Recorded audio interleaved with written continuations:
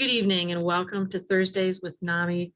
My name is Peg Morrison. I'm the Assistant Director with NAMI North Carolina. That's the National Alliance on Mental Health, on Mental Illness of North Carolina. I'll be your host tonight. Thursdays with NAMI is our way of building conversations and really building community around the topic of mental health. Our guest tonight is the multi-talented Chris Yount of Chapel Hill. He has been an opera singer, a social worker, a playwright. He's also a math genius and he's fluent in French, etc. He also lives with a mental health condition. As a younger man, he was diagnosed with schizoaffective disorder and bipolar 1 with psychotic features. He will be telling about his long and winding story in just a few moments. As usual, the first part of our show will be an interview with our guest. After that, we'll watch a video of the week. And finally, we'll take questions from you, members of our virtual studio audience and friends in Facebook. So again, thank you for being here with us tonight.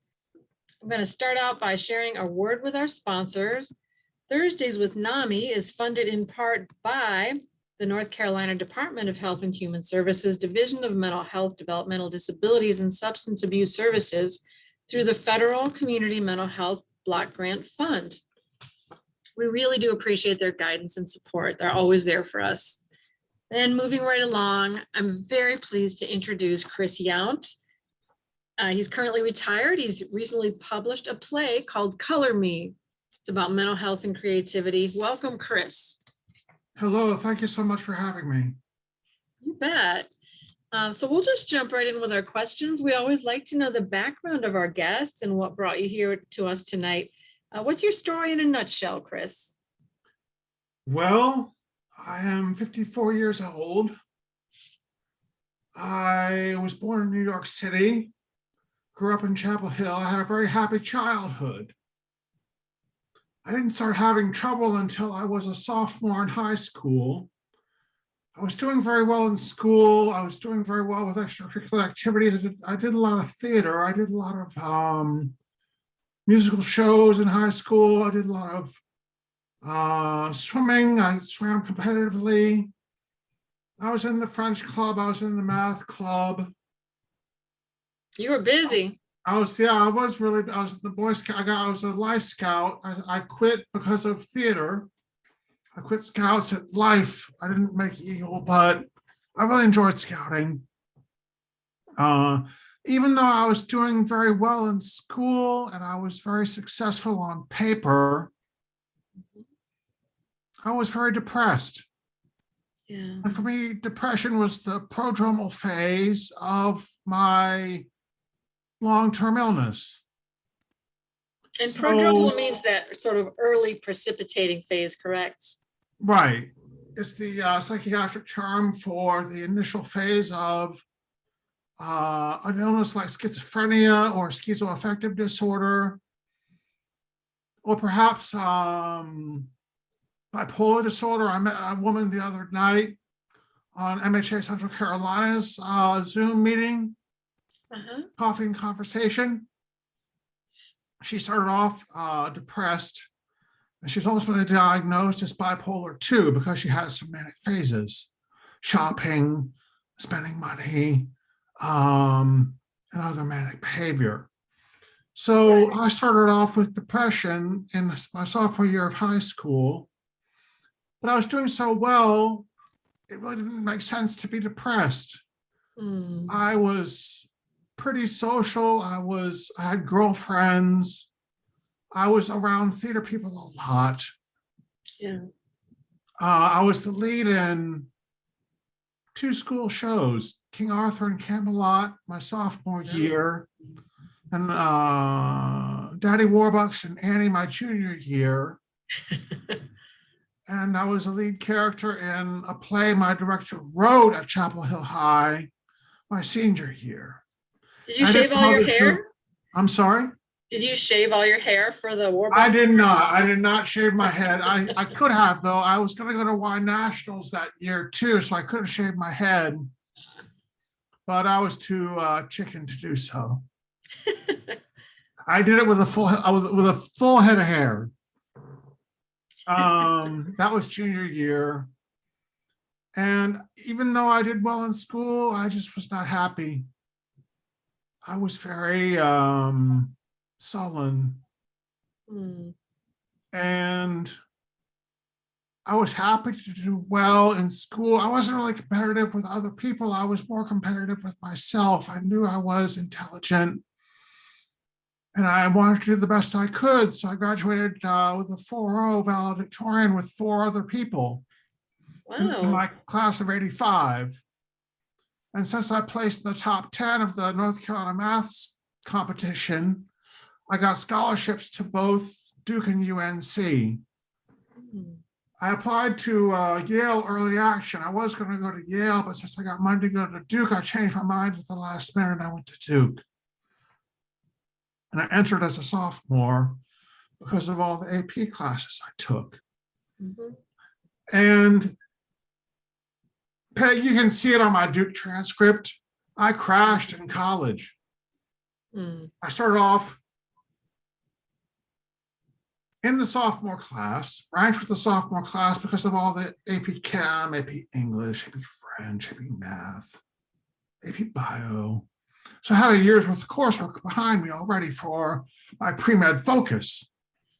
Mhm. So it's all AP, AP, AP, AAA. I finished my freshman year with a 4.0 at Duke. I was number Right. one in a class of 1,400 people. And I came Amazing. back my sophomore year, my second year, and an A minus at Duke was a 3.7, and I fell to the top 10. And I was just wondering if I really wanted to bother with all that stuff. It really mattered to me anymore. Hmm. And the depression evolved. It was still depression, though. My senior year in 1989, it evolved into manic depression. I can tell you that story too. But it went from all A's to all W's, withdraw, pass. And then the grades were just a mess. Mm. As I struggled to just get out of college, I didn't want to go to medical school after my freshman year because I did research in orthopedic surgery. I wanted to be an orthopedic surgeon. And I was Yeah, I doing do research on remember the rabbits. story. You worked in a lab and they mistreated the rabbits horribly, and I that was did so because sad. it was about continuous passive motion after surgery, especially with knees. I was working rabbits' legs. And if you Mm. immobilize a rabbit's leg in a cast and then work it through the full range of motion, you can fracture it. So they were suffering. And I was really turned off from medicine by this research project. It wasn't a very useful research project. It was part of the Duke Futures Scholar Program. And I didn't know what to do after that. I was a double major in Chem and French. And Well, I know your academic career is pretty extensive, even though you had to take time off. Maybe tell us about your first hospitalization. That's such an interesting story. sure, that was about 1989. I started doing a lot of writing in college because I was so fed up with academia. I didn't really care for the social scene at Duke. It was mostly frats. Even though I was on the swim team, I wasn't really involved with too many of the swimmers. So Mm. what happened was the depression evolved into manic depression through writing. I would go to the computer labs at Duke when they had the black and white tube Macintosh SEs. Remember those computers? I still have one in my closet. I wrote all this old stuff on. I was writing Right, a book called The Field Workers, which I still have and I want to finish since I've written my play. right. So I was writing and I was really entertained. I was laughing and having a good time. I read The Catcher in the Rye, and I wrote The Field Workers based on those characters. And I was writing lots of different stuff, and I was writing sketches for the David Letterman show and mailing Right. them off to the staff there, Dave Letterman, Paul Schaefer, and I wasn't on the writing staff, and I wasn't hearing anything back. So in a manic whim, I took my American Express card from my parents and bought a plane ticket to, I think it was LaGuardia. I don't think it was JFK is the other one. Yep. And I flew into New York and got a cab to the Rockefeller Center. And I got to the lobby and I stopped. I had no idea what to do next. I didn't want to go up to the offices. I didn't even know if the offices were in the Rockefeller Center. I just said, take me to NBC. The cabbie took me to the Rockefeller Center. And the floor was black, with gold lines in the floor. And I was sitting on a bench. And I had a mild hallucination about the gates of hell. I looked up at the lobby around me and the people around me, and I imagined passing through the gates of hell. Scary. And I thought I was in trouble. So I went to the payphone. They had payphones back then. And I went to the payphone in the lobby.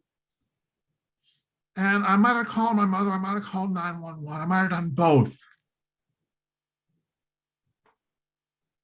But I wound up at St. Luke's Roosevelt Hospital under the care of Dr. Algaze. I think he was a Latino, a Hispanic MD. And Dr. Algaze put me on Haldol. And that's when I first started pacing the halls of a mental health ward. And I pace to this day. That's how I get my exercise inside. I always think standing up. Pretty much. I get my best ideas pacing and meditating and praying. So your I was on parents, Haldol. I'm Yes. sorry? oh, your parents went to visit you, as I recall. Yes, they took me to see Dustin Hoffman, and they let you out of the hospital in those days. And I went to see Dustin Hoffman in Death of a Salesman with my mother or my father or my family. I was a very privileged child. We went on a sabbatical when I was a kid, when I was 10 or 11 years old.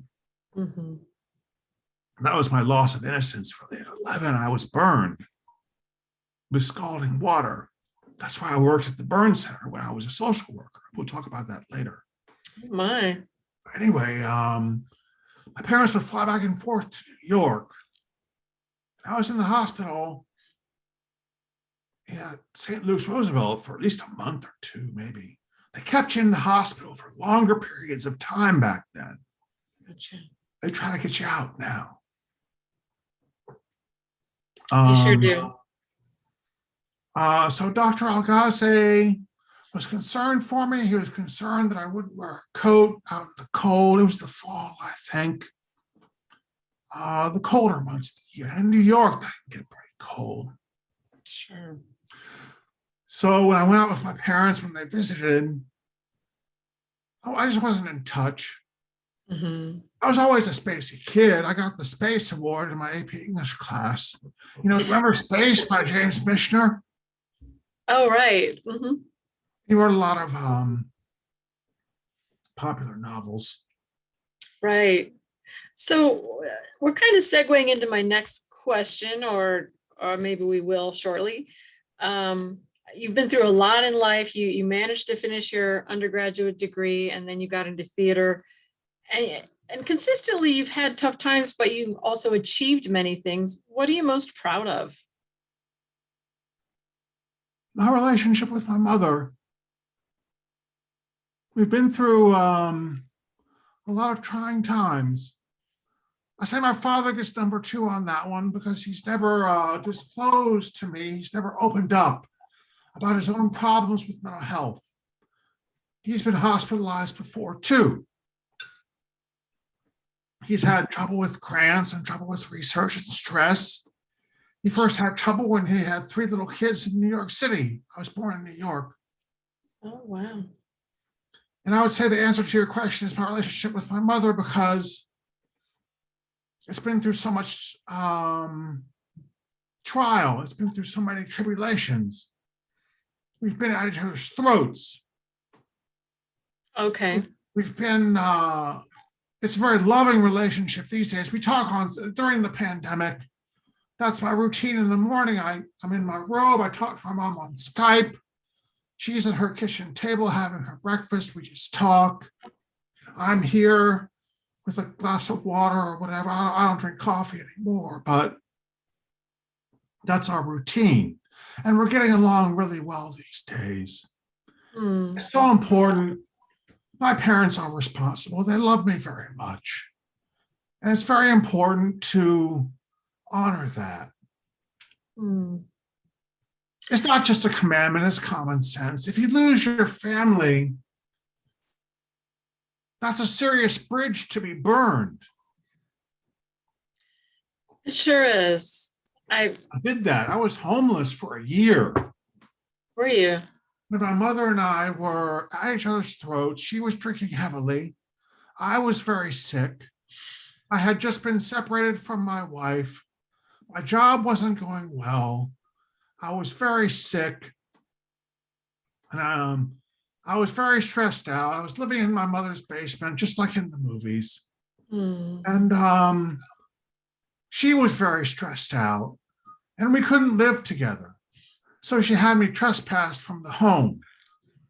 Oh. And I wound up in the hospital. And I was in CRH twice that year. I was at Old Vineyard in Winston-Salem. I've been at Williams Ward more than once at Duke. I've been to 3 neurosciences at UNC. I've been to Durham Regional in Durham, where Duke runs that now. They didn't when I was there before. They took it over, I think.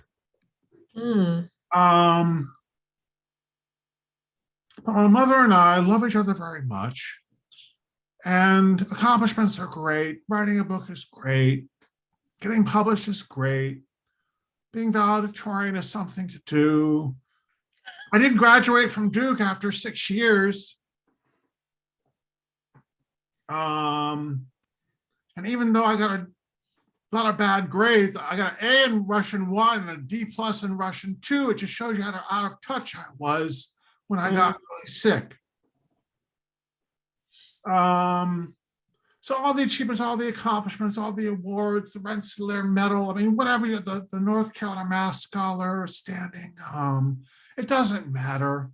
Family and love is what truly matters. And my mother and I get along so well. She's such a loving woman. And she's a mother, but she's more of a friend these days, which is good because I think that's you've got to let go of your children. You've got to let them make mistakes. You've got to let them grow up. You've got to let them find out on their own what's good for them, what's not good for them. And my mother and I, that's what I'm most proud of, my relationship with my mother, because we've really been in some dark places together. It's been hellish. My mother's divorce was just hell.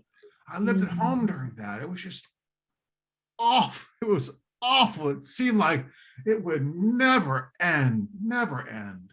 Sure. Well, I see a comment in the chat box, a couple actually. That's very inspirational. Chris from Gary Kreitz, and I've been thinking the same thing. I just love that answer. So many people just, they pine for things like valedictorian or getting a master's degree or getting different awards or being on stage and singing an aria. But the data says that those achievements just create a hunger for more achievement. And you're right, love and community, family, those are the things that we can truly hang on to. So thank you so much for inspiring us. Also a hello, shout out from Facebook, someone I assume Peter Brooks. So yes, I saw him at University Place with my mother. My mother and I walk at University Place when it's too hot. Okay. When there's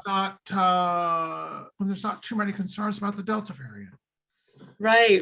Peter Brooks, he's a survivor of a family suicide. His mother, Brian, died years ago. And he is very active in the Association for Suicide Prevention. Well, that's a wonderful organization. And again, we're leading into the next question, which was tell us about your dark days. And you mentioned, I think suicide is part of your story. Well, I've never attempted suicide, but I've been in, as I've said with my mother, by myself, I've been in some very dark places, and I've wondered about killing myself at times, ending it all. But there was one time when I had a plan, and I was in a phase of my life. I've lived on my own several times in apartments, never in a home. But I was living at Reed Road, my mother's home in Chapel Hill, which is not too far from downtown. And I was in a very dark mood. I was just so depressed and so focused on death and so focused on finishing it all for myself. I just became obsessed with getting my hands on a butterfly needle and an IV tube and letting my blood just run into a bucket. I didn't want to make a mess. I've never owned a gun. I've never been a cutter. I've provided therapy for cutters before. That mostly is just wanting to be heard. Really, young people who cut. Anyway, I walked downtown. I walked slowly and definitely and surely up Airport Road, which is now Martin Luther King Jr. Boulevard. I got as far as the Carolina Inn, all the way to the hospital. And something inside me snapped. I stopped, just like I stopped in the lobby of the Rockefeller Center. I was going to go to the ER and try to steal an IV tube and a needle. Oh. And insert it into a vein and just let the blood drain into a mop bucket. Wow. And I had no idea how I would get my hands on one of those things, but that was the plan. That's very powerful. Thank you for your courage in sharing that. And I stopped and I walked home. And the clouds lifted and I lived on. Well, that's a really poignant story. It is Suicide Prevention Month. September is, and there's information in the chat box and on Facebook. Yes, and Peter is a good connection for that. Peter Brooks, he's in the chat room right now. He's Brian's younger brother. Brian was a very successful insurance salesman. He has a lovely family, I think, and some children too that he left behind. Peter is very active in the society. It's Suicide Prevention Month. It's a very important time of year. September's, is this Suicide Prevention Week? It is. This is the, yes. And I want to say, Yom Kippur started last night. Yeah, I want to say thank you, Peter, for reaching out. I'm so glad that you're active in the Foundation for Suicide Prevention. And there is information on the Suicide Prevention Hotline in the chat box if you're on Zoom, and in the comment section if you're on Facebook. So thank you for being here with us tonight. Help is available. Chris has had that, been in that dark place. Personally, I have been in that dark place. Like you, I didn't have a, well, you did have a specific plan. Personally, I've never had a specific plan, but I certainly have been in eras of my life where I just didn't want to live, didn't quite want to die. It's a terrible feeling. It's just the hopelessness, the loss, the despondent nature of the intense psychic experience. Suicide and suicidal ideation is a terrible place to be. It really, it builds character. I haven't been suicidal in a very long time. Not intensely suicidal. I've had some dark days. I still have dark days. Right. Writing this damn book was pretty stressful. You know, letting go of your baby. You know, my first full-length drama. Right. I had some tough days during that, but usually I'm served by an ACT team these days. Good. And is the Assertive Community Treatment Plan? Assertive Community Treatment Team. Very good. It's a Medicaid service definition. The The team is headed by a team lead. That's a social worker. There's a psychiatrist, social workers, peer counselors, and nurses. I used to get a IM injection of Prolixin. I don't get an injection anymore, but the nurses took care of that. The social workers provide therapy. The peer counselor provides company and conversation. Well, he's a licensed counselor from Massachusetts. He's from Boston, Tom. And the team has been following me for 4 years, ever since I moved into this apartment. Well, that's wonderful. They call me once a week. And you're kind of, you're ahead of the curve, Chris. That intelligence is coming through. You're leading into the next question successfully once again. What did you find helpful or unhelpful coming from other people? Helpful, as we've discussed before, is family and friends, loving friendships. I tell my best friends I love them. Not all the time, but sometimes. I love my mother, I love my father. I get along with my brother, my sister very well these days too. My family has had a lot of trouble. There's still problems to work out. But back to your question, helpful family and friends, loving relationships. Not helpful, temptation. Drug use in college. I had some experience with marijuana. I think that pushed me over the edge psychologically. I smoked marijuana maybe 3 or 4 times in college. Never really got totally stoned, but it opens up neuronal pathways that aren't open before. It's the only drug I've ever used besides alcohol. I told my friend I went away to Europe for a year. I came back, all my friends were potheads. And that wasn't helpful. Back to your question, what's helpful, what's not helpful? There's a lot of drugs at Duke. Recently, within the past year or two, there was a big drug bust at UNC. Drugs are ubiquitous. Mental illness is drugs without the drugs. The highs, the lows, the psychosis. Never heard it put that way. That makes a lot of sense. Well, I think marijuana pushed me over the edge. That might have been before I went to New York to see David Letterman and his staff. I'm not sure. I don't quite remember the timeline.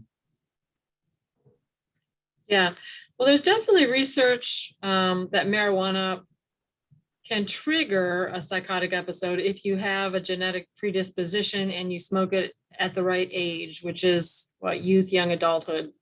THC gets to the blood-brain barrier and opens up neuronal pathways. It makes the brain more hyperactive. You're saying it opens up neuronal or hormonal? Probably both. Okay. But definitely neuronal. Because it also incites paranoia sometimes too when you smoke marijuana. I was never paranoid. I was always very relaxed. Yeah. Right. Well, that's a good summary of what's helpful and unhelpful. It makes a lot of sense. What were some major turning points in your recovery, Chris?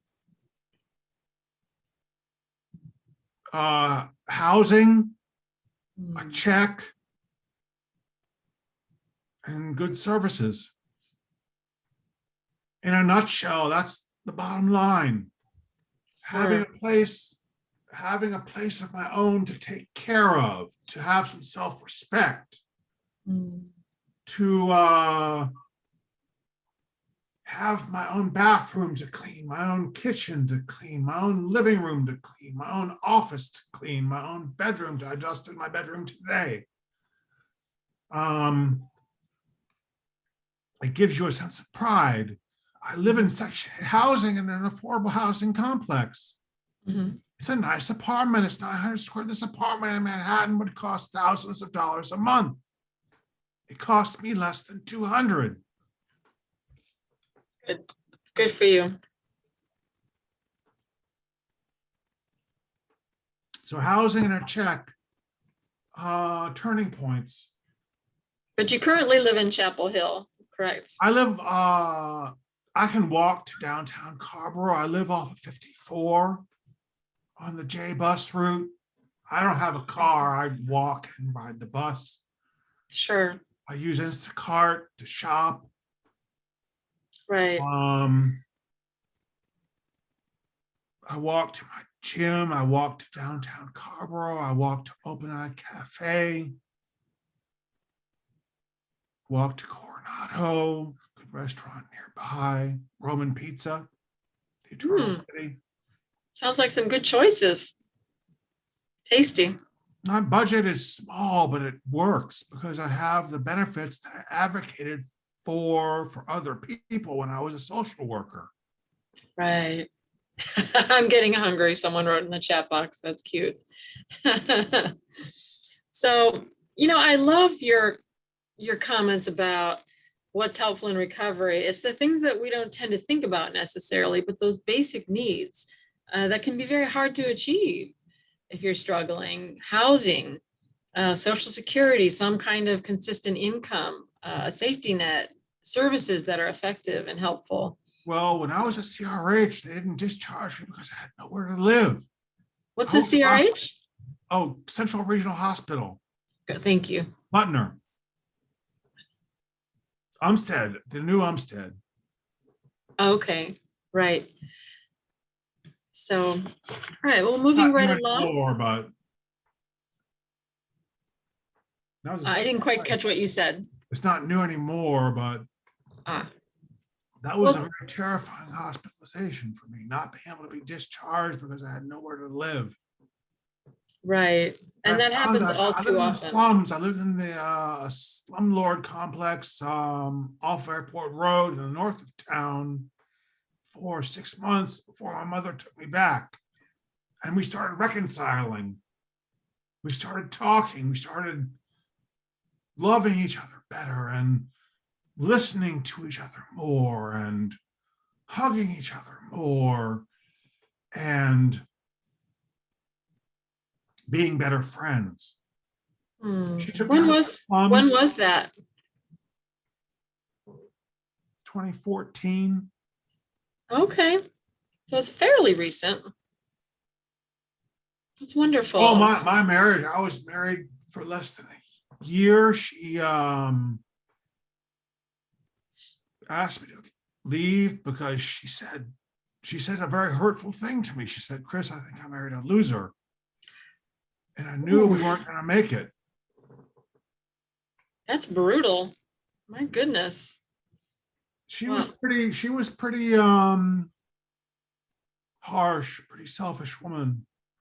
I loved her as best I could. There were a lot of problems with the relationship. At one point, we had talked about having children, but because my career was so sketchy, she had a 6-figure career. She was a trader for a company like Seaboard. She would sell vessels worth of food to foreign countries. Well, I'm glad that now you have a social environment where people are kind and supportive. I don't know. Can't think of any kind of recovery without that. Yeah, my best friend Dave is a very loving friend. Well, he's a big help. My friend George, the choir master at my church, he's my friend. He's coming over for a movie on Sunday. That sounds great. Want to make sure that we have time to talk about your play. You've held up the publication a few times. Tell us about your play. It's called Color Me. It's about, awesome. This is the protagonist, Jonathan Black, in his derby and with his cane, if you can see that. Yeah. That's the opening monologue, the prologue of the drama. He is a painter that suffers from schizophrenia. And these characters in the back here are demons. They're the chorus.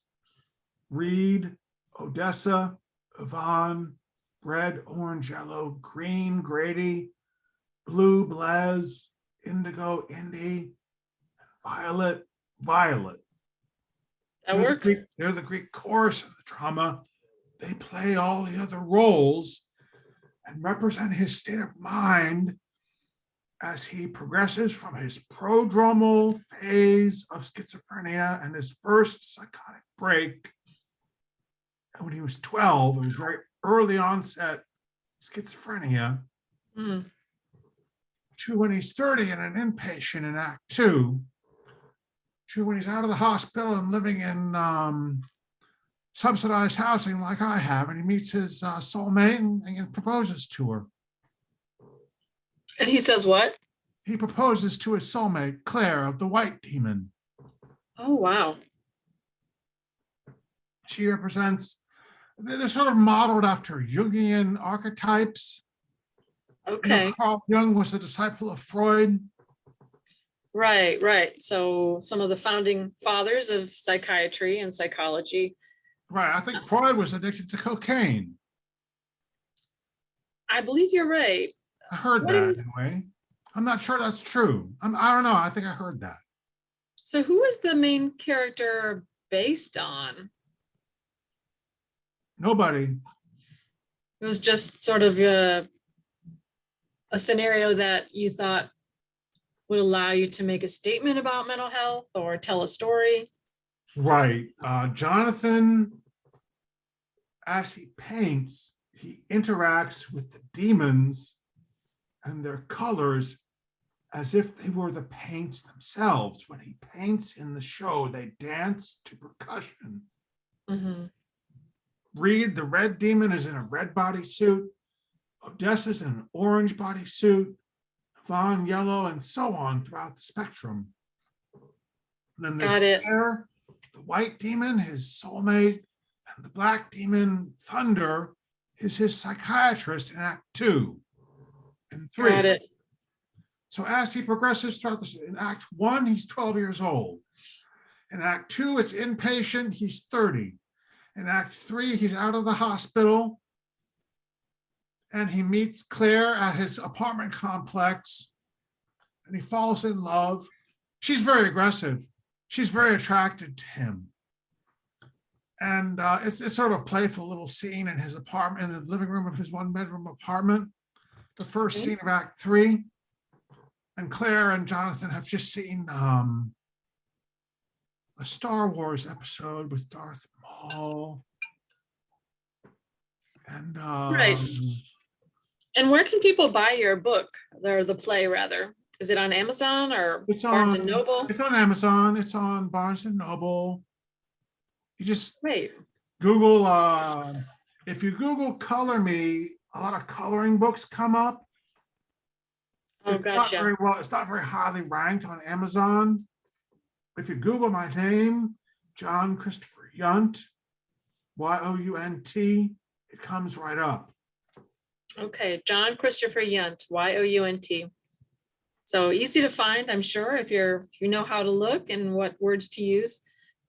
And since we've talked a little bit about psychosis, which as a reminder to folks is a state of mind where someone has lost touch with reality to some extent, what do you have to say to people who are experiencing psychosis for the first time?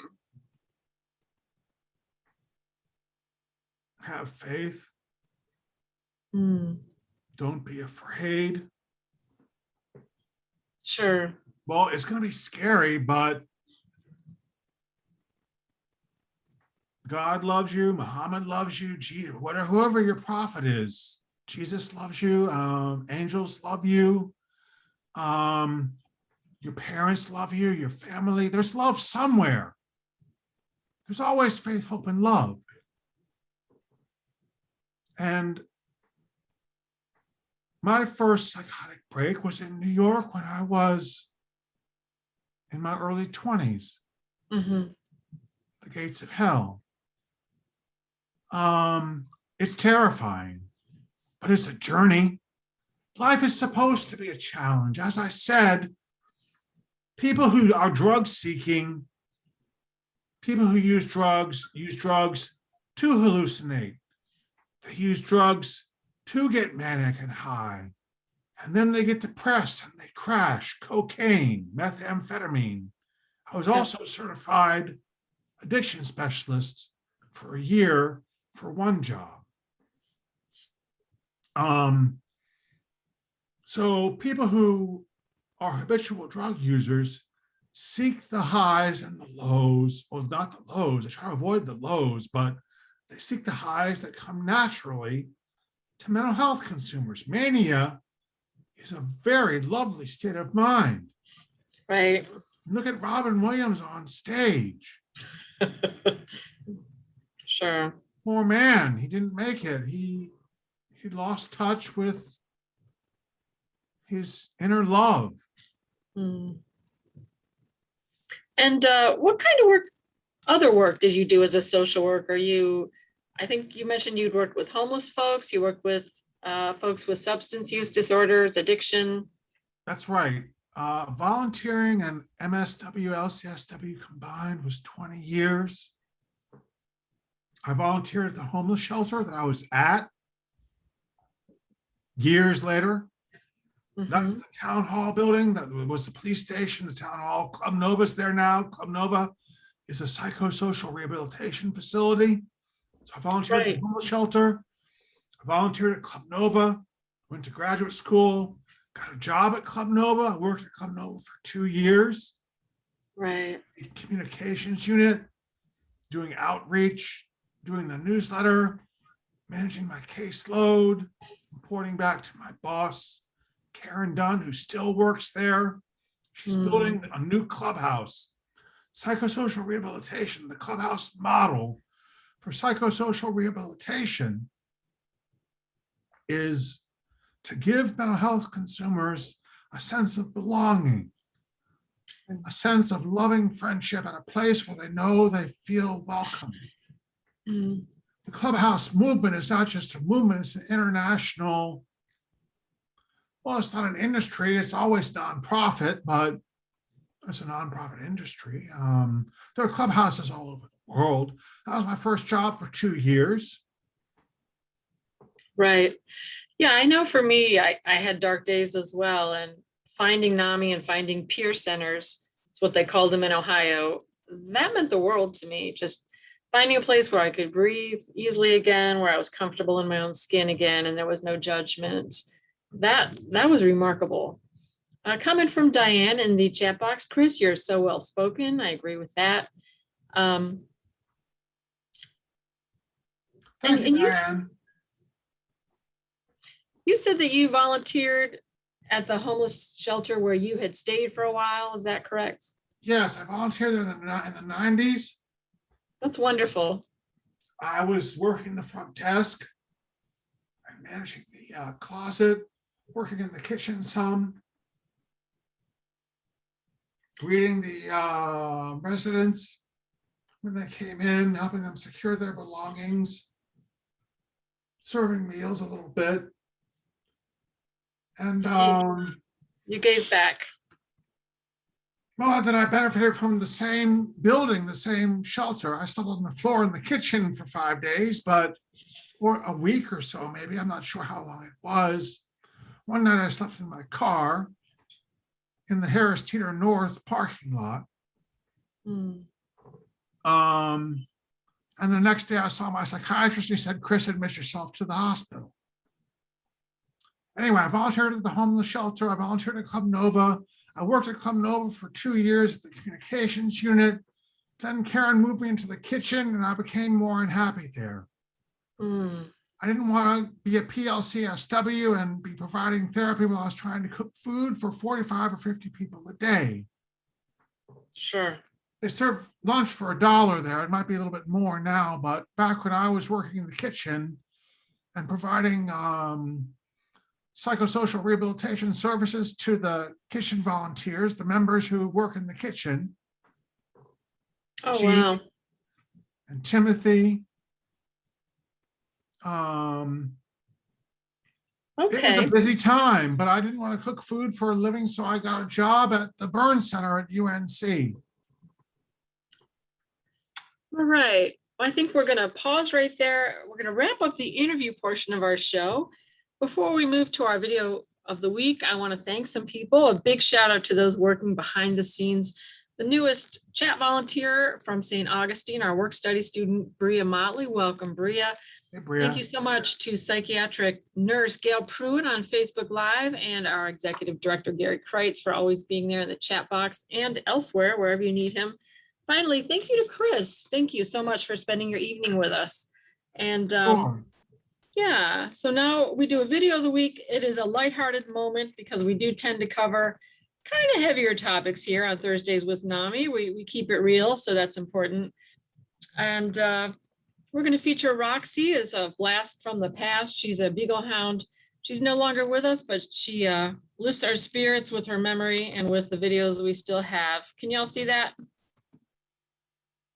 Yes. Here we go. Yellow blue summertime, watching as all worries float away. Feels like everything's going our way. Feels like everything's going our way. Red and pink lemonade, killing time underneath the shade.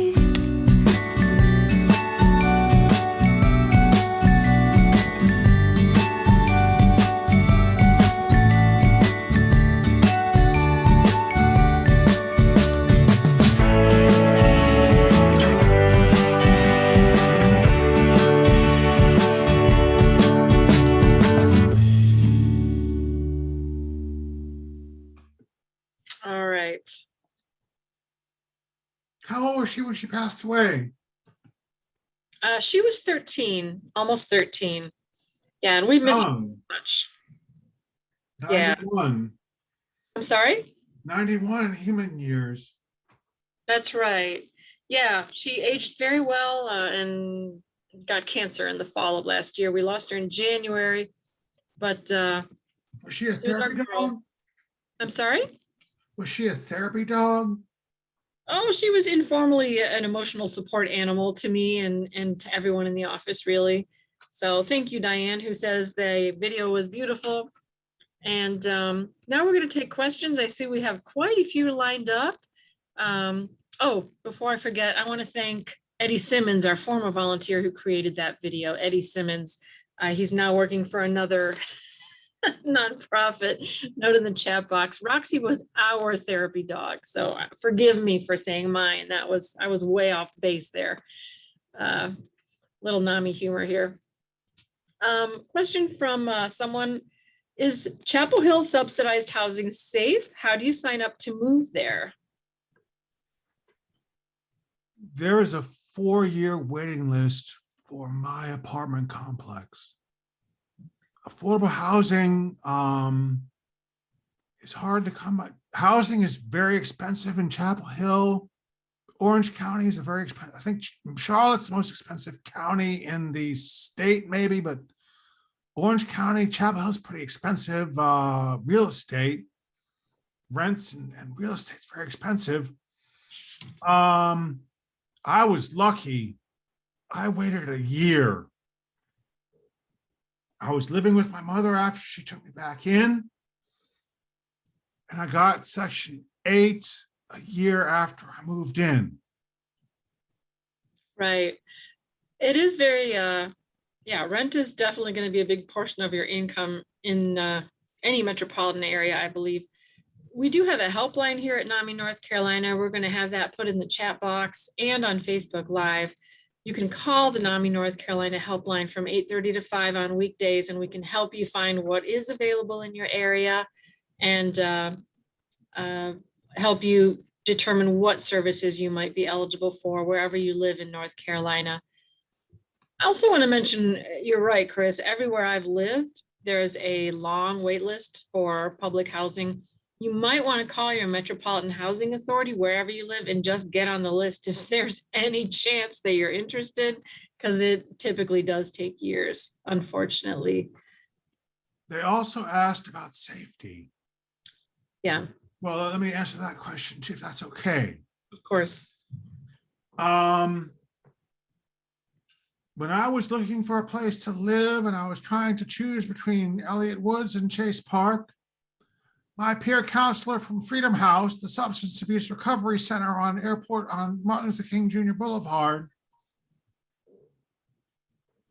said, don't move into Chase Park. But I like it here. I have a great neighbor across from me. The neighbor before that was a little bit more of a shady character. He and his partner moved out, and my new neighbor, Chad, is a lovely man. He has a partner and a child and a baby on the way. 4 people in a 2-bedroom apartment. But Chase Park, my apartment is very nice inside. My first impression of the place was that it was run down outside, but they replaced the steps. It was mostly the steps were rusting, but the last month they've replaced the steps all over the neighborhood and they're all new now. And they spray washed the outside. It's a yellow, I think it's hardy plank and cinder block. Okay. But inside this apartment, I've got it set up. If this 900 square foot, I'm in a 2-bedroom apartment. This is my office. This is where I write. This is where I work. This is where I think. This is where I talk to my mother on Skype in the morning. 1 bedroom is my office. The other bedroom is my bedroom. And I got allowance for that from my psychiatrist. I needed some paperwork signed when I got Section 8 to have a 2-bedroom apartment to myself, which I needed an apartment to myself. My first apartment in subsidized housing was a 1-bedroom apartment at the Overlook. And I still have friends that live there that are members of Club Nova. Great. Looks It's like the pretty ceilings safe. are nice and high. I mean, there's a drug dealer in every apartment complex everywhere, you know. I mean, drugs are everywhere. You just have to make good choices. You just have to be good to yourself. You just have to be respectful of your neighbors and just either respect or ignore their way of life. You know, I get along with my neighbors across the breezeway really well. Some people have moved in and out over time. I've lived here for 4 years. I'm very happy here. I'll have Section 8 until I move out of this apartment, if I ever do move out of this apartment. I can see myself here on the long term for a good ways down the road. You know, it's a nice inside. This apartment is very nice. I can give you a tour if you like, but you know, I got nice furniture in my bedroom. A year after I moved in, I had furniture that I bought when I was working at UNC at the Burn Center that I had in the basement of my mother's home.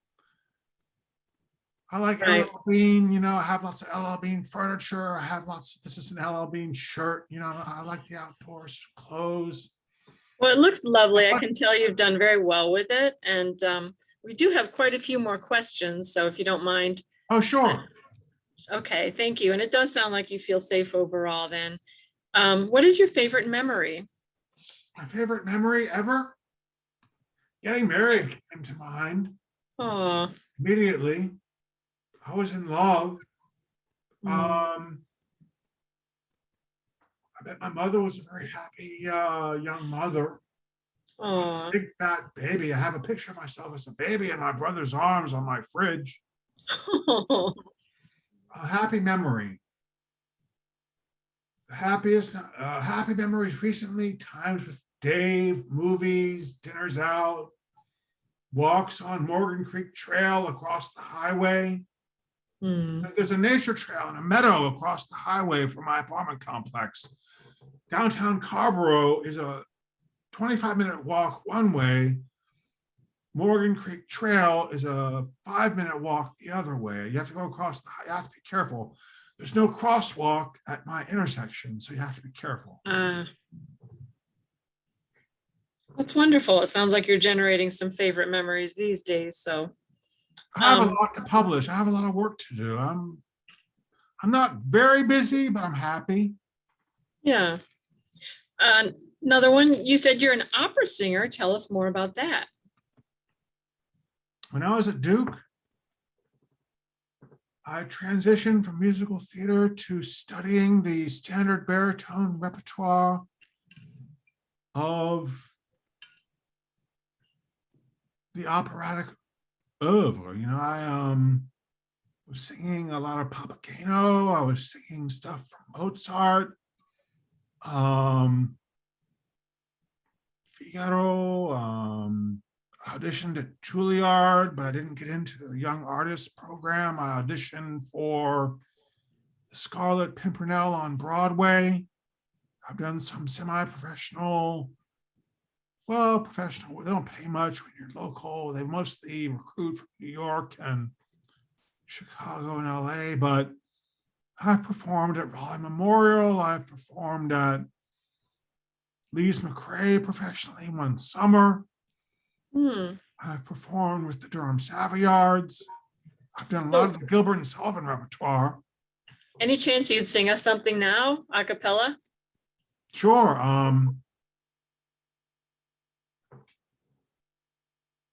Just give me 1 second. I'm very jazzed right now. Okay. L'al farfallone amoroso, notte giorno d'intorno girando, delle belle turbando il riposo, narcisetto adoncino d'amor. My voice isn't what it used to be, but I still have a lot of fun. You sound great. And Gary Kreitz wrote in the chat box that is Mozart. So thank you for telling us that.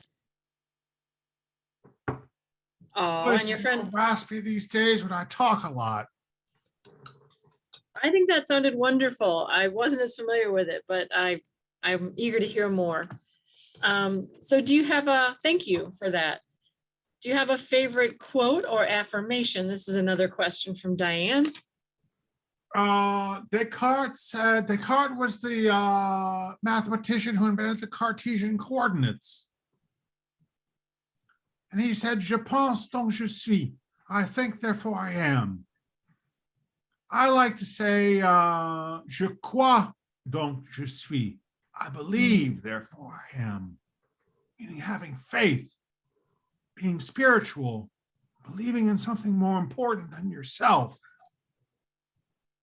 So my ex-wife's name was Je crois. I believe, Jecrois. And it's part of the reason I fell in love with her, just because of her last name. So I would say my favorite quote is Je crois donc je suis. On my Facebook page, it says just tout simplement, il dit Je crois. It's tout simplement, very simply, it says, I believe. I love that. I believe, therefore I am. I have faith, therefore I am. Thank you for that. What is the NAMI number to call that helps you find housing? And that was in our chat box, but if you don't have access to our chat box, I'm going to read it out loud a few times. The NAMI North Carolina helpline is 1-800-451-9682. Again, it's 1-800-451-9682. You can also email us helpline@naminc.org. Go to our website and send us an email. That would also work. So I hope that's helpful. Thank you for that question. And what are your interests and hobbies? I write, I'm a songwriter. That's a good segue because we were talking about music and I sang a little bit. I write children's songs and I have one queued up for you. Oh, please. Would you like to hear it? Absolutely. It's called the Boo Boo Song. Wow. This arrangement was written by Harrison Fisher. I just dictated the melody to him. I published music online at sheetmusicplus.com. And the Boo Boo Song goes something like this.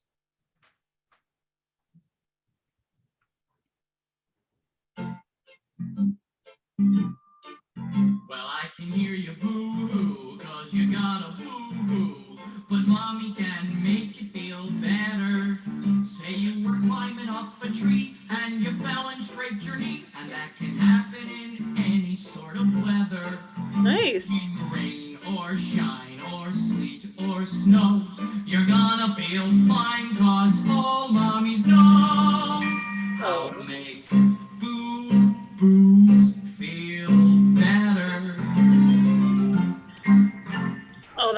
Very sweet. Did you sing? Was that you singing? No, that was Hero from, I did Miles Gloriosus, and a funny thing happened on the way to the Forum at Raleigh Little Theater in 1995 or six, maybe. And this guy was Hero in the show, Kevin Ferguson. Wow. Okay. Well, it sounds wonderful that the voice is perfect and the way he enunciates the word and there's a little bit of attitude. It's perfect for a children's song. Really important comment. I don't want to say the name, but Chris, thank you for sharing and helping me tonight. You made me feel so much better to keep pushing. You are awesome. So thank you for Thank sharing that. you. I'm humbled. That's wonderful. That's why we're here. So I'm grateful to see that comment as well. And who inspires you? My friend Dave. Oh, your question, you mailed me a list of questions. You said, who inspires me, who's been in recovery? And my friend Dave is in recovery from alcohol, and he's also bipolar. And he works. He's a manager at UNC in HR. Great. And Abraham Lincoln was depressed, and he saved the country. That's right. He had a lot to be depressed about. That's true. Yeah. It's still a challenge. Sure. I remember reading about Abraham Lincoln that he tended to go for very long walks in the woods holding a gun, but he was not a hunter. And that made folks nervous. So, all right. And question from Gary. Oh, comment from Gary about Abe Lincoln. His friends took away his knives. A lot of wonderful reading to be done on the topic of Abraham Lincoln. Very inspiring figure. Yes, he probably suffered from major depressive disorder. Right. Yeah, he and Mary Todd Lincoln accomplished so much, even with mental health challenges. This from Gary, a little lighter note. Do you prefer Mozart or Puccini? I don't know much about Puccini. I love, when I was studying piano a little bit in college, I played a little basic Mozart. I was never a very good keyboardist. I composed with Finale. So the computer does the pitches for me. Okay. Gary wrote La Boheme. I think La Boheme is Puccini. Right. So. My favorite opera is probably Bizet's Carmen. That's the last one I saw. I was in Longleaf Opera's world premiere of a shipwreck opera. I was the ocean, and I was just big enough to be the ocean at the time. I was a very large man. We wore bathing caps, blue bathing caps. We had Smurf makeup on our faces. We looked like Smurfs. We had robes on, and we sang the opening prologue of the opera. There were about 6 or 7 of us as the ocean. And that was the last opera I was in. It was a modern opera, but it was fun. That was in about 2013. Interesting. I was in the Magic Flute with Bob Galbraith was the manager of the Opera Company of North Carolina back in the day before it was North Carolina Opera. All right. I think that was in English though. We did the Magic Flute. We didn't do Zauberflöte. We did Magic Flute. The Magic Flute. Gotcha. English. Comment from Gary, NAMI NC former president, our board former president at NAMI North Carolina, was in Durham Savoyards too, and his name is David Smith. When? I do not know. That came from Gary. He still is, apparently. Oh, so he's a perennial Savoyard. There are those types. I did it for 2 years. I was young and wanted to move on. It was volunteer theater. Yeah. Yeah, David's very active in theater. He and his wife, Dorothy, both. So, okay, comment from Peter on Facebook. I can't get the video back for some reason. He must be having trouble seeing us, but it sounds like he can hear us. please let Chris know that I ordered his book tonight. So, Oh, great. I hope you enjoy it. yeah. You can read the synopsis on Facebook. You can also read the entire synopsis on Amazon. It's basically as I described it. And it's just in paperback. The ebook is cheaper. It's $9.99. The paperback is $15.95. I remember the days when thick paperbacks, this is about 160 pages. I remember the days when paperbacks were $2.99 or $3.99. Right. Well, we have time for more questions. We tend to go 60 to 90 minutes on Thursdays with NAMI. We take as long as we need to answer your questions. While there's a lull, I'm going to read some announcements. Please fill out the survey that will magically appear if you're on Zoom when you close out of the Zoom meeting. And next week on Thursdays with NAMI, we've got Christy Banks, who grew up in the shadow of her father's schizophrenia, and her pastor, who has worked with her to enable their community to respond and assist people with mental illness who are in that congregation. His name is the Reverend Robert Yarbrough. So you want to join us? They've got a really interesting and compelling story right here in North Carolina. That's 7 p.m., September 23rd, a week from tonight. I hope to see you there. And fun comments in the chat box. Those were the days when books were less expensive. Reminds me of All in the Family, that theme song that they had with Carol O'Connor and whoever played Edith Bunker singing in the beginning of the show. Da, da, da, da, da, da. That's right. Those were the days. Those were the days. That's right. That's right. Gene Stapleton, thank you for that. I can always rely on my chat box. Then, of course, there was Red Fox to compliment him That's right. in the junkyard. Oh, right. Yeah, that was another fabulous show. Do you have any closing comments? We may still get another question or comment, but I want to give you the opportunity to say anything that we didn't touch on tonight. Well, mental health issues are very common.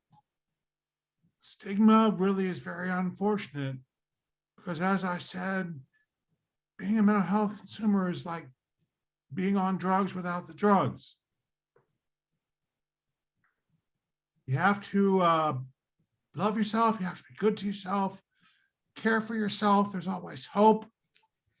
Social workers, the ideal job of a social worker is to work your way out of a job, to help people be more resourceful and rely on their natural support system. Being a mental health consumer is not the end of the world. The brain is a very complicated organ. It coordinates the entire body. Of course, something's going to go wrong with it. Brain cancer is not associated with stigma, though. Mental illness is. When it's neurochemical, there's stigma. When it's the biochemistry of the brain, there's stigma. When it's neurophysiology, like a tumor, there's no stigma, which is unfortunate. Illness is an illness, is an illness. But forget that. A challenge is a challenge, is a challenge. Accept the challenge. Learn to accept the challenge. Love yourself for who you are. Love yourself for how you're evolving. Be good to yourself. Listen to people who care about you. Try not to burn bridges, especially with your family. Especially with your family. If you lose your family, hopefully you have Jesus or Muhammad or a saint or an angel, someone to pray to, someone to pray with. But family is a lifeline when it comes to surviving mental health issues. A loving family. And as I said at the beginning of the episode of this broadcast, I never talked to my father about his troubles. He's never opened up. He's never opened up to me. I've always heard about his stories through my mother, which is unfortunate, but he's not dead yet. He hasn't passed away. There's still time to talk about the challenges, the pain, the frustration, the dreams that never die unless you let them. One of my dreams come to life every year. This was a dream of mine. I wrote this in 1999. I let it sit on the shelf throughout my entire career of social work. And when I retired on disability, I decided to get back to performing and publishing. I sing with my church choir. I write. I talk to my publishing coordinator once a month. I have another book lined up. I have 5 lined up total, and 4 of them are already written. Wow. Anyway, my take-home message with mental health issues is that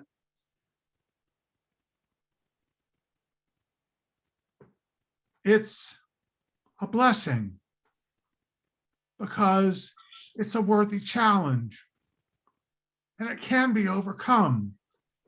If you're on a ton of medication and you're in a crisis, you're not going to be in a crisis and on a ton of medication forever. It will resolve. Things will get better. God does love you. Your friends do love you. Your family does love you. And if you love yourself, you will not just survive, you will thrive in the end. Well, beautiful hope for words from our guest, Chris Yount. And a comment from Gail in the chat box. Chris, you do so much to get rid of stigma through your optimism, persistence, hope, and accomplishments, and a lot of other wonderful comments in the chat box as well. Hold on, pain ends. That is hope. Agreement from Bria, our new volunteer. So a lot of good things going on in the chat box and on Facebook. I also want to say, speaking from personal experience, one of the hardest things is just that acceptance piece, that first piece. So it may not feel like there's hope, but you may be blaming yourself. You may not feel like your family or friends are there. That's tough too. Blame is a terrible thing to do. It's brutal. And you can find a family of choice. You can find people who understand at NAMI, at your local peer center, at many churches. So you kind of have to look for those pockets where people will get you. And eventually, a lot of the things that you think you lost will come back to you. But it's a process and it's very hard. You have a whole lifetime to thrive. We're all family, human beings. We're supposed to be diverse. We were created to be diverse. But we're all family. We're meant to love one another. It's been said by so many great people in so many different ways.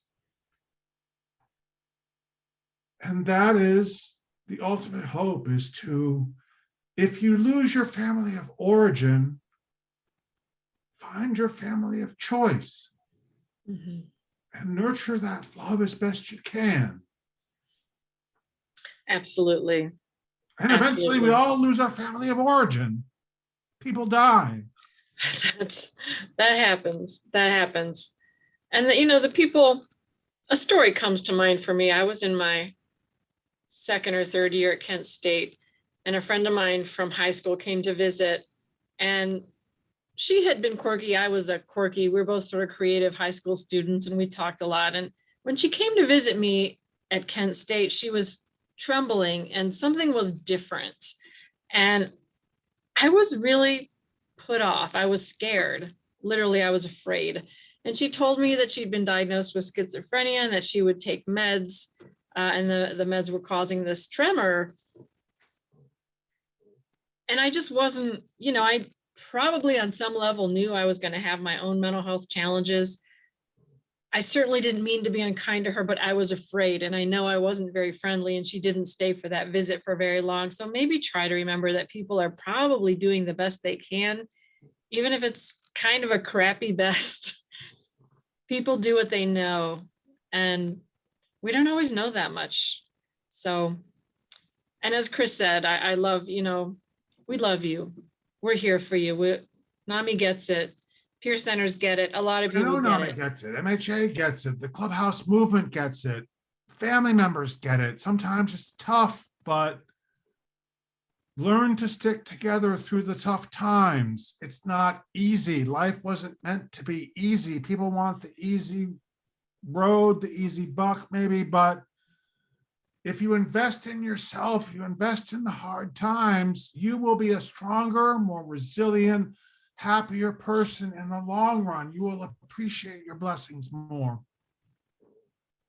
You sure will. A lot of people come out the other side with a lot of depth, a lot of empathy, humility that you might not have had before. So it feels to me like we're kind of winding down. I'm not seeing more questions. I am seeing a couple more wonderful comments in the chat box. You don't know what people are going through, so be kind. Another kind affirmation from Bria. So thanks to everyone for participating tonight. Do you have any final thoughts, Chris? Thank you so much. It's been a great time. All right. Again, come back and see us next week. We've got Christy Banks and Reverend Robert Yarbrough from St. Mark's AME Church in Rocky Mount. Please fill out our survey when the Zoom session closes. We appreciate it so much. It helps us show our worth.